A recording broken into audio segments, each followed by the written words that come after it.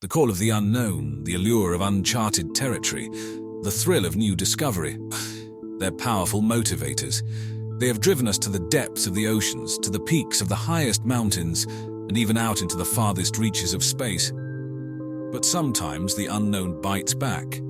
Today we're stepping into the icy, desolate, yet mesmerizing world of Antarctica, and our guides for this chilling journey are none other than the brave, or perhaps the foolhardy crew of the Belgica, who embarked on a perilous Antarctic expedition in the late 19th century. What can their ill-fated voyage teach us about human perseverance, the power of ingenuity, and the high price of exploration?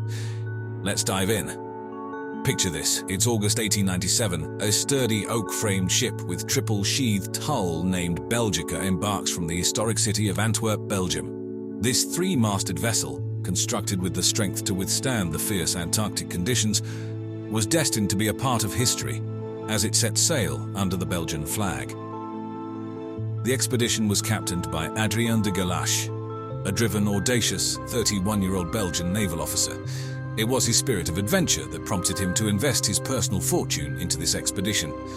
His motivation was not mere territorial conquest, as it was with so many explorers of the age. No, de Gerlache was driven by scientific curiosity, with the intention to explore the largely uncharted Antarctic region and contribute to the understanding of its mysterious icy wilderness. The crew, handpicked by de Gerlache himself, was as diverse as they were courageous.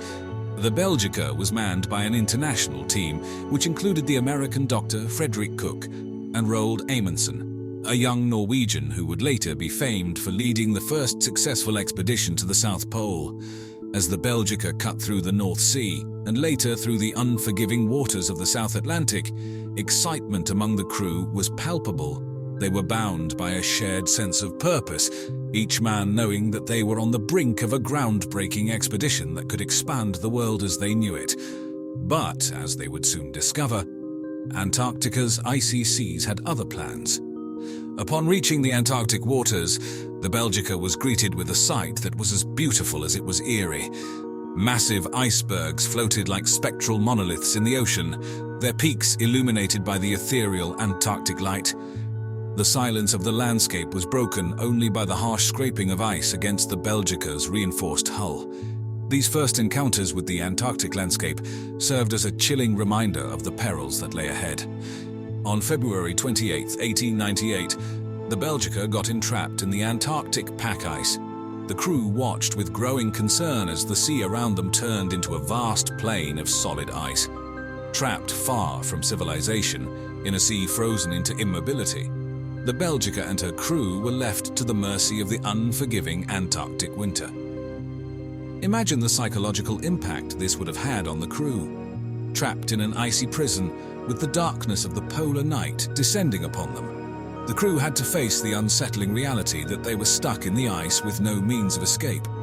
However, as daunting as their predicity was, de Gerlache insisted on maintaining scientific operations. The crew continued to take meteorological and magnetic readings, hunted for penguins and seals, and dug ice tunnels for temperature readings. In many ways, the Belgica's enforced halt turned it into an ad hoc polar research station. For the next several months, the ship was enveloped in almost continuous darkness. The days and nights blurred into an unending twilight, punctuated only by the green and pink flickers of the aurora australis. The stunning beauty of the southern lights offered a stark contrast to the bleak reality of their predicament. The Belgica was lost in the coldest place on Earth, with no guarantee of ever escaping its icy grip. As the full severity of the Antarctic winter began to set in, life aboard the Belgica became increasingly grim. The lack of sunlight and the monotony of the ice-locked seascape took a toll on the crew's mental health. The polar night, with its unending darkness, is psychologically unnerving in a way few of us can truly understand. The temperature outside regularly plunged below -30 degrees Celsius, which was so cold that it caused the ship's outer hull to groan and creak as it contracted. The men had to take shifts to chip away the ice accumulating on the ship's exterior to prevent it from being crushed. Their diet, consisting largely of tinned food, was hardly appetizing or nutritious, and it began to affect their health. Scurvy, caused by vitamin C deficiency, began to appear among the crew. The ship's cat, Nansen, named after the famed Norwegian explorer, sadly became one of the first victims, losing its life to the freezing conditions. Conditions worsened when the ship's doctor, Frederick Cook, identified the first signs of polar madness, or polar hysteria as he termed it, among the crew. The unending darkness, extreme cold, and monotonous isolated conditions led to symptoms of severe depression, anxiety, and paranoia. Cook was not just the ship's doctor, but also its psychologist, treating both the physical and psychological illnesses on board. The grim winter brought them face to face not just with physical hardships, but a psychological battle of endurance. In these harsh conditions, the men had to fight not just for survival, but for their sanity as well. When faced with such a daunting survival situation, the crew of the Belgica had to get creative. Dr. Cook, realizing the lack of vitamins in their diet, suggested hunting for fresh meat.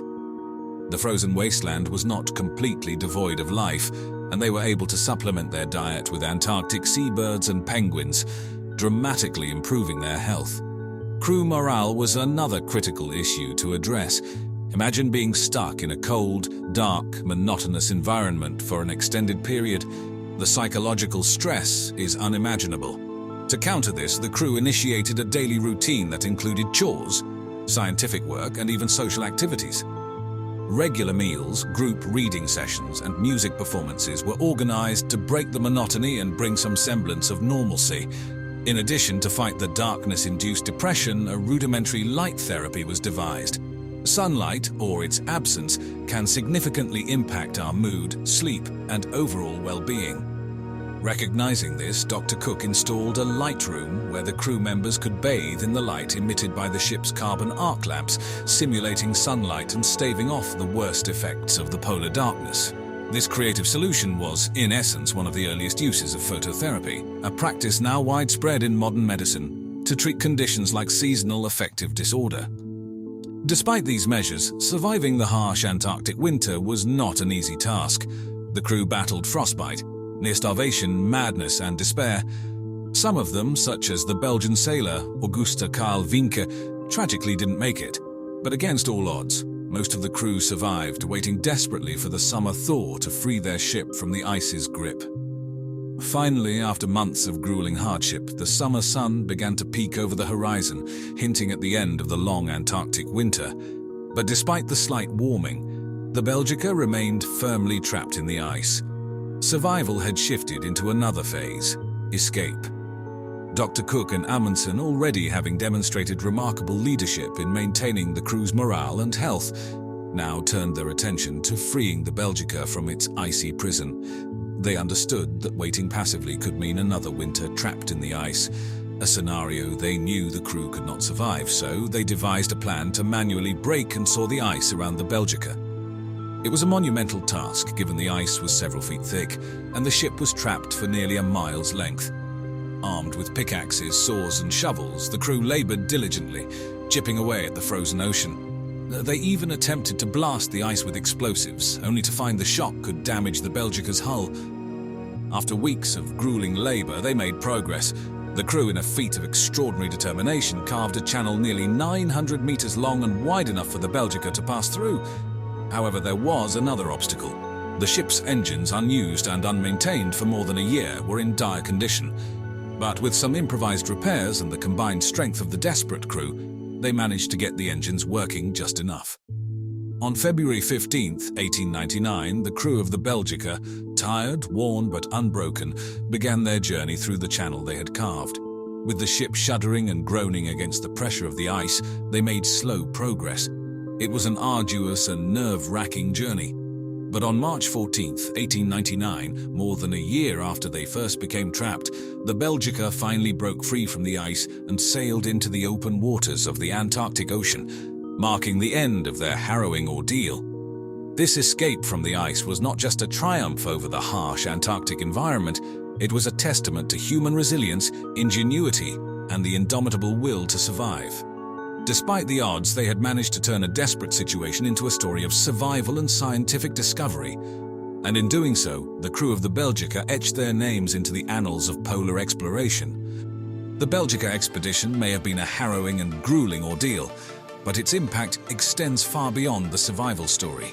The team, led by the indomitable Gerlach and Cook, collected a wealth of scientific data that would contribute significantly to our understanding of Antarctica. The crew's observations, measurements, and samples help shape the scientific community's perceptions of the world's most remote and inhospitable continent. They catalogued new species, took extensive meteorological data, and mapped parts of the Antarctic coast, providing a foundation for future expeditions. Moreover, the psychological impact of the long, dark winter and the crew's struggle with polar madness contributed to an early understanding of seasonal affective disorder. Cook's method of using a carefully balanced diet to combat scurvy would inform future Antarctic expeditions and change maritime health practices. And so the saga of the Belgica serves as a chilling reminder of the cost of venturing into the unknown, the fine line between bravery and folly, and the incredible feats humans can accomplish in the face of adversity. The crew of the Belgica didn't conquer Antarctica. Instead, they fell victim to its unforgiving nature. Yet, through perseverance, teamwork, and a good deal of desperate ingenuity, they overcame their ordeal, offering us an awe-inspiring testament to human resilience. As we gaze upon the vast expanse of the Antarctic through their eyes, we are humbly reminded that the unknown still holds many secrets and challenges, even as our thirst for exploration continues. And as always, thanks for watching.